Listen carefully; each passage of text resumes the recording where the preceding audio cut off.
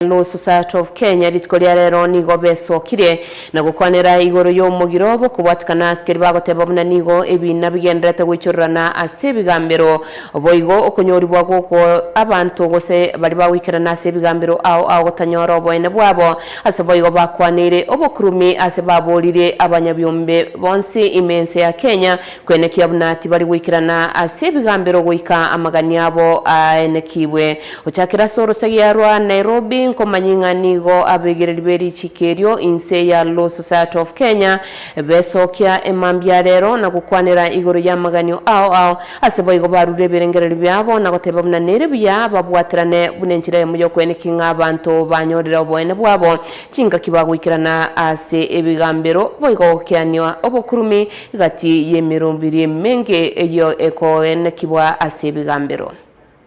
And so therefore it is important for members of the public to understand that this fight is a fight that must be fought and is a fight that must be won if we are to continue to thrive as a country that runs on the rule of law as governed by the constitution we gave ourselves.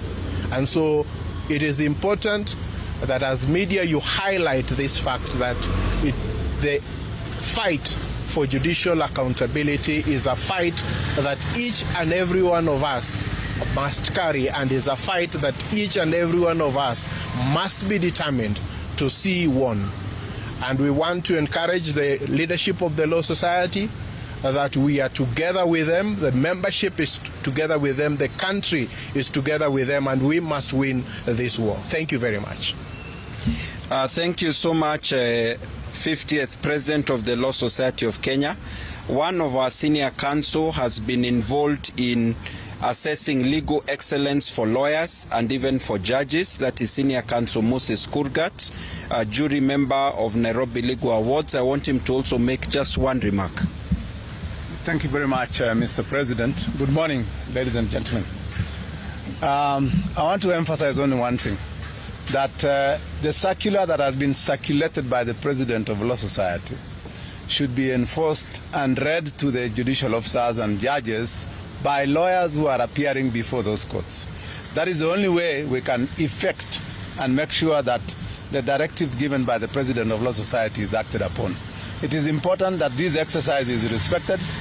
I did read to one of the judicial officers this morning, and she was shocked that I was able to tell her that she has to allow me to finish the exercise of reading the guidelines that the President had given. And I want to encourage all the lawyers in the country, plus the press, to actually magnify the notice that was given by the President of Law Society to ensure that this exercise is carried out and respected by all, because we are not fighting judges as such or magistrates as such. What we are fighting is the endemic corruption that has engulfed the judiciary in this country. And it has to be fought by all means, by all parties, including the press. So don't relent. Publicize this thing. Support the effort by the Law Society and also by the Senior Counsel. And I can assure you, we are looking for excellence in the bench as much as we want to look for excellence elsewhere. Thank you very much. Thank you. Then I have 2 or 3 more people to speak. Okay. I'm told by the chair of the Senior Counsel Bar that the 51st President of LSK, my immediate predecessor, Faith Odhiambo, sends her apology for not joining us here.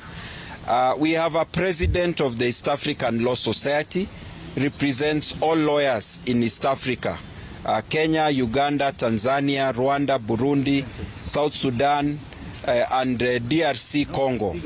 And I also give him one moment to just make one remark. Mr. Ramadan Abubakar. Thank you, Mr. President.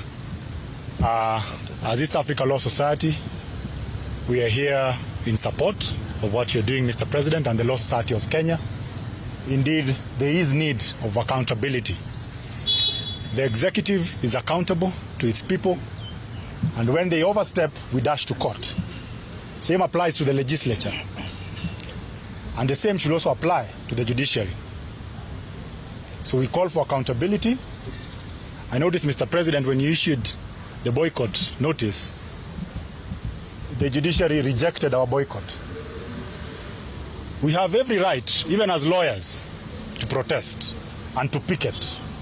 It may be different than what they are ordinarily used to, but this is what we chose by not appearing or not proceeding. That is our own form of picketing. And Mr. President, if indeed